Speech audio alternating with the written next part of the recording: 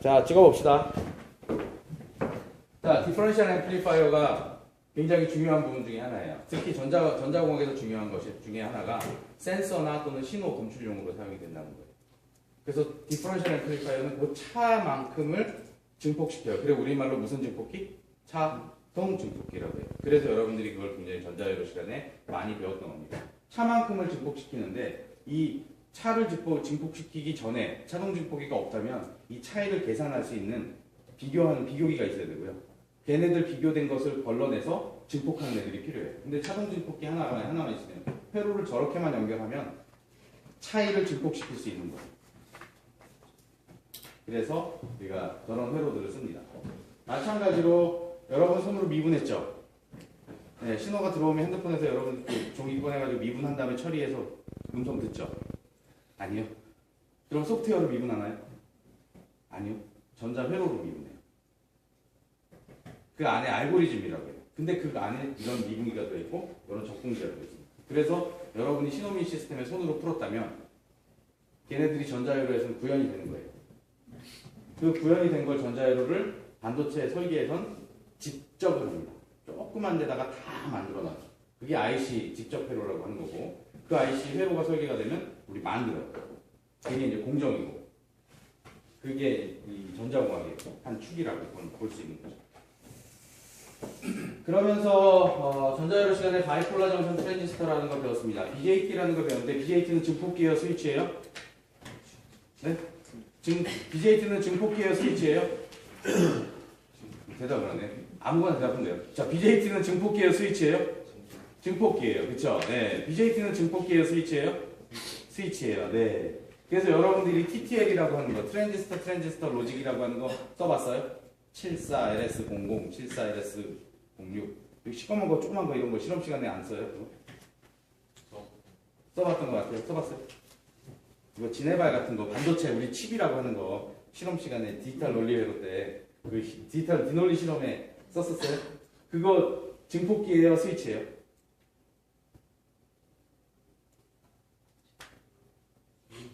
네? 네, 스위치예요. 근데 BJT를 그냥 스위치로 썼단 말이에요.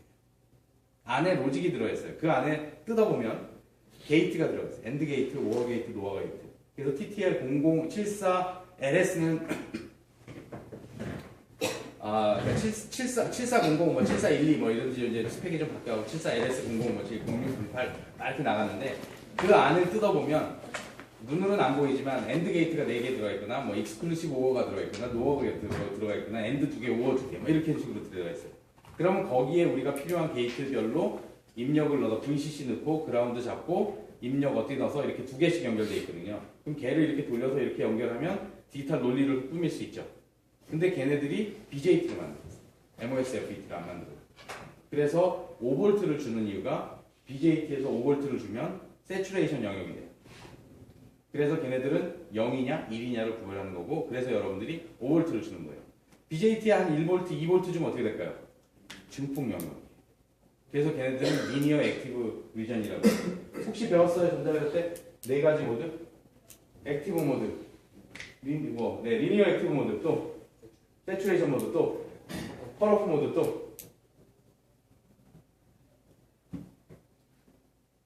아무 의미 없는 모드. 리버스 모드인데 리버스 모드는 무슨 아무 의미 없는 그런 모드예요. 자, 세츄레이션 모드는 언제 세츄레이션 모드죠? 액티브 여기잖아요. 여기 증가하는 영역. 컷오프는 아예 못 들어가게 하는 거예요. 왜 컷오프죠? BJT에서? BJT는 이미터 베이스 콜렉터라는 반도체 시간에 또 설명드릴 겁니다. 이미터 베이스 콜렉터라고 하는데 뭐가 이미션 되냐면 얘가 NPN일 경우에 일렉트론이 이미션 돼요. 들어가요. 그래서 일렉트론이 들어갔으니까 뭐가 나와야 돼요? 일렉트론이 나오죠. 근데 일렉트론이 여기에 못 들어가게 하는 거예요. 그럼 컷오프예요. 못 들어가니까 안 나오죠. 그럼 일렉트론이 여기 못 들어가게 하려면 여기다 플러스 마이너스. 마이너스를 하면 마이너스 밀어내잖아요. 네, 일렉트론이 이쪽으로 못 들어가게. 못 들어가게. PNP에서 N에서 P로 못 들어가게. 그럼 뭐예요? 플러스를 가요. 그러니까 여기는 리버스 바이어스가 되고요. 그 다음에 여기가 P가 못 나오게 해요. 다시 마이너스를 줘요. 그래서 여기는 리버스 바이어스, 여기는 리버스 바이어스. 그래서 컷오프 모드는 리버스가 돼요. 세츄레이션 모드는 포워드 리버스, 포워드로 이거 포워드 리버스를 주고요. 그다음에 저기 그 액티브 모드는 여기 포워드 주고, 여기 포워드 주고, 여기는 이제 여기가 지금 포워드 바이어스죠. 마이너스에 마이너스 줬죠. 여기는 마이너스에 플러스 줬죠. 그래서 여기는 포워드 바이어스를 주고 여기는 리버스 바이어스를 주면 액티브 모드가 돼요. 그렇게 연결을 하면 반도체 BJT를 그렇게 연결하면 여러분이 어떨 때 스위치를 쓸 수 있고 어떨 때는 앰프를 쓸 수가 있는 거예요. 그게 바로 전자회로고요. 그 이전 단계, 연결하기 전 단계가 반도체예요. 여러분 전자공학 시간에 그걸 배웠거든요. 3학년 때 그걸 좀 더 알고 있었으면 얼마나 좋았을까. 이 반도체와 전자회로와 전기회로와 전자회로와 신호를 엮을 수 있었으면 얼마나 좋았을까. 그렇죠? 네. 지금이라도 그런 거 상관 없었대요. 지금이라도 그래서 우리가 그런 거 배웠구나. 이해돼요? 네. 다 기억은 못해도 이제 다 까먹어도 되는데 진짜 내용까지 다 내용은 까먹어도 되지만 제목은 까먹으면 안 되죠 이제. 그래서 우리가 BJT를 쓰는구나. 다음에 내가 신호를 증폭할 때는 BJT를 써야 되겠구나. 내가 싼 값에 스위칭을 하기 위해선 BJT를 써도 되는구나. 어떨 땐 MOS FET를 써야 되는구나. 그래서 회로를 꾸밀 때 모스펫을 살지 BJT를 살지 결정해야 되는 게 회로 엔지니어예요. 그거를 여러분이 생각만 하실 줄 아는데 어떻게 합니까? 라고 물어보면 안 되는 거예요.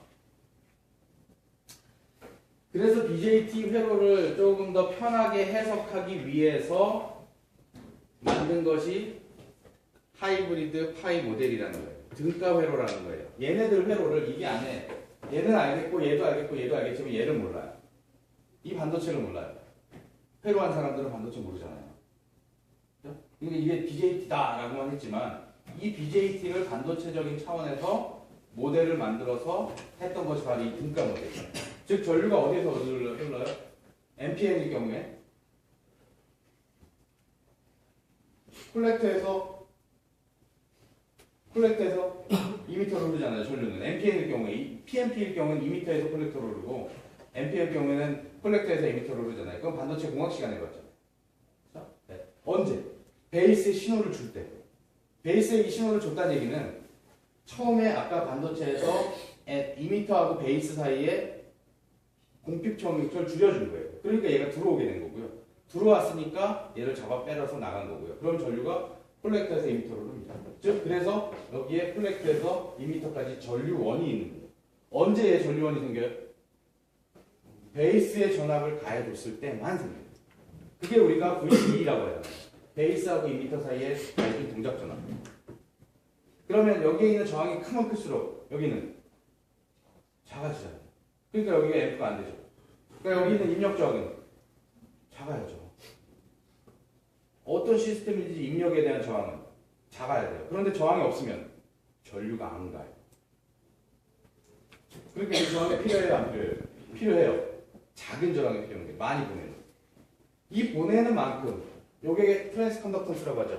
전류는 I는 R분의 V니까 R분의 V에서 R분의 1이 GM이라고 얘기했고요.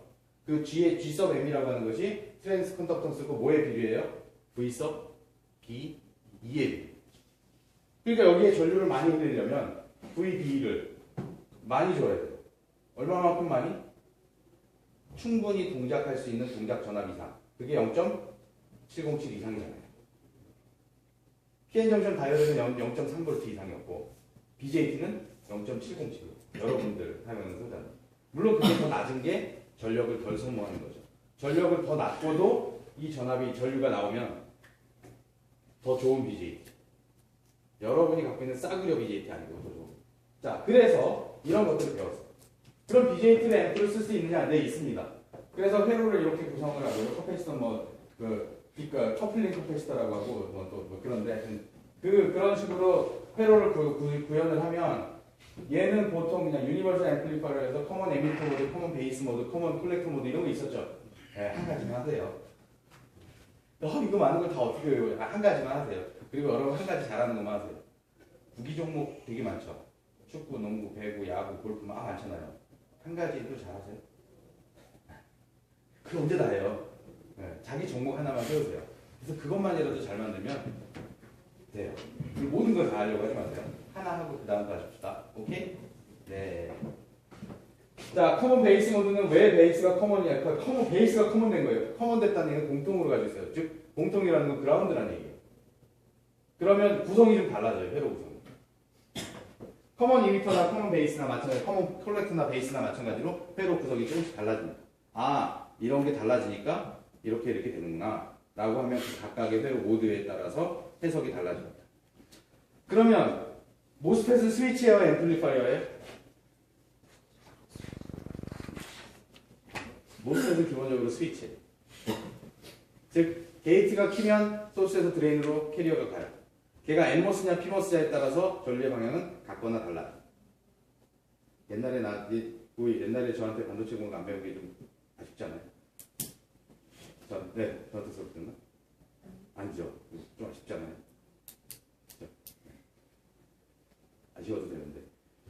많이 아쉬워야 되는데. 자, 게이트에 전압을 주면 소스에서 드레인으로 캐리어가 갑니다. 그 캐리어가 일렉트론이면 전류의 방향은 반대 방향입니다. 그러니까 소스에서 드레인이 갔으니까 N모스는 드레인 소스로 간다.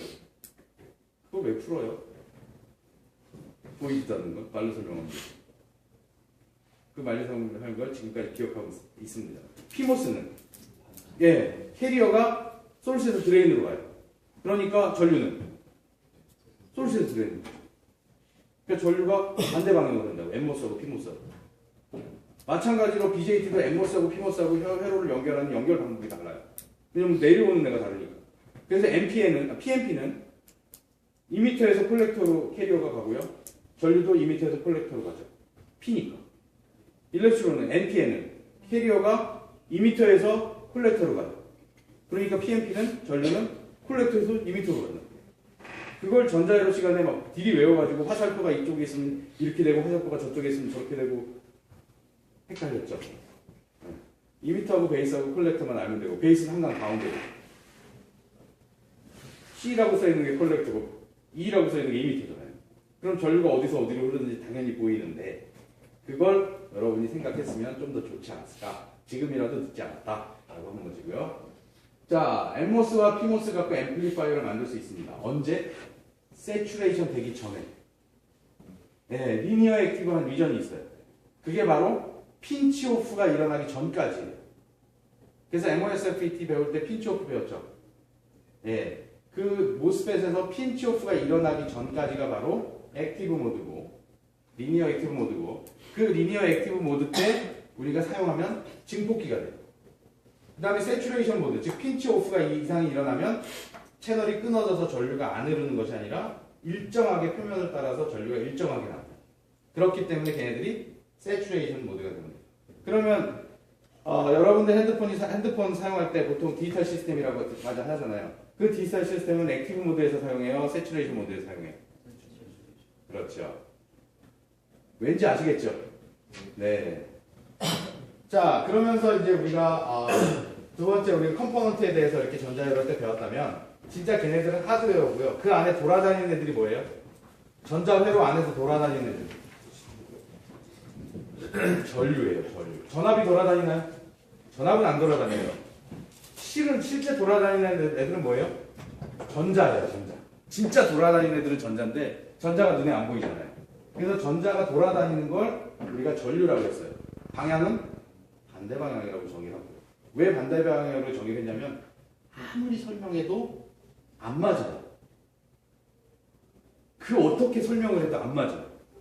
그런데 전류의 방향은 전류의 방향은 반대다라고 하니까 모든 게 다 맞아요. 그래서 우리가 그냥 그렇게 믿고 살고 있는 거예요. 누군가가 그게 아니다라고 증명해 보이면 제가 무릎 꿇고 받아들일게요. 그 학설을 받아들이겠습니다. 왜 전자가 반대로 움직이는지에 대해서 기존에 있는 그런 억지로 껴맞춘 설명 말고 진짜 제가 납득되는 설명을 해주십시오. 그럼 제가 받아들일게요. 그러나 아직도 학계에서도 그냥 그렇게 간주하고 가는 거예요. 근데 그렇게 간주하고 갔더니 하나도 틀리지 않았어요. 그래서 지금까지 무리를 일으키지 않고 있습니다.